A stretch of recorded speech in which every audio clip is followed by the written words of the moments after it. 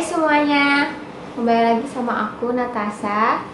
Jadi kali ini aku bakal menceritakan sebuah kasus yang baru-baru ini terjadi. Pasti kalian beberapa dari kalian tahu soal kasus pembunuhan ini. Sebuah kasus di mana seorang istri yang membunuh suaminya bersama selingkuhannya demi operasi plastik. Nama pembunuhnya itu, nama istrinya itu adalah Virgita Legina. Virgita Legina dan Mahdi selingkuhannya yang tega membunuh sang suami Virgita yang bernama Nasruddin, usianya 44 tahun.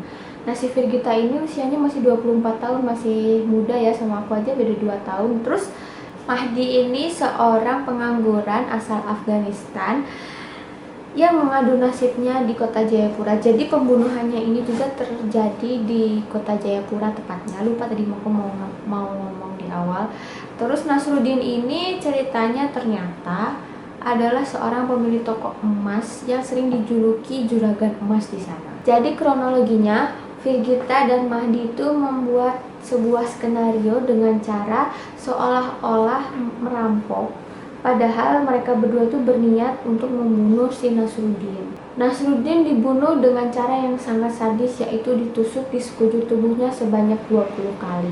Lalu yang membunuh itu ternyata si Mahdi, si selingkuhannya si Virgita. Jadi Virgita yang bikin skenario, yang nyuruh alur ceritanya. Nah, Mahdi itu yang mengeksekusinya. Eksekusinya itu dilakukan pada malam hari saat mereka berdua sedang tidur.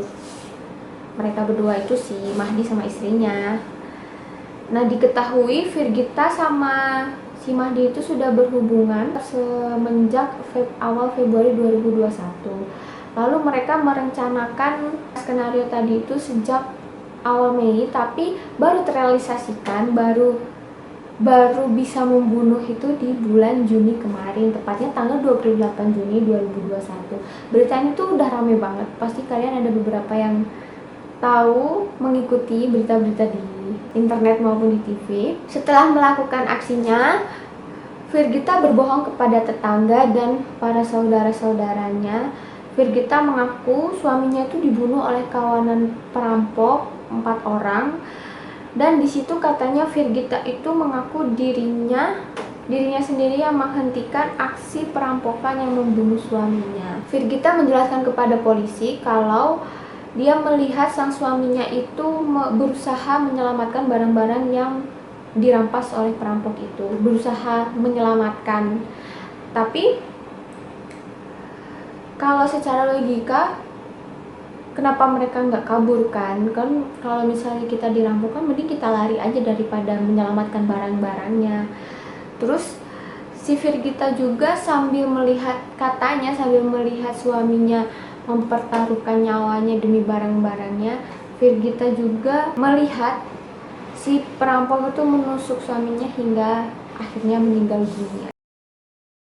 Jadi setelah menjalankan semua skenario, dan sekarang si Virgita pura-pura seperti wanita yang kehilangan suaminya, bersedih hingga dia berakting seperti orang stres. Akting yang dilakukan Virgita itu untuk mengelabui para tetangga dan saudaranya agar dia tidak dicurigai oleh mereka. Namun tak lama kemudian kasus pembunuhan tersebut akhirnya terbongkar.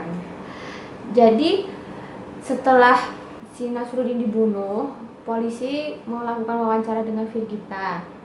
Setelah melakukan wawancara Virgita, ternyata Nasruddin itu dilakukan visum, dan hasil visumnya itu mengungkapkan bahwa Nasruddin meninggal akibat dibunuh oleh selingkuhan sang istri, yaitu Mahdi, dan rencana pembunuhannya itu diotaki oleh si istrinya sendiri.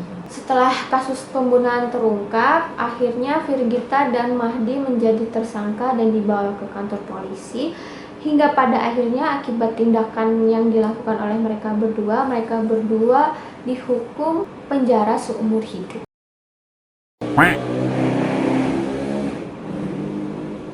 Sampai di sini, bye.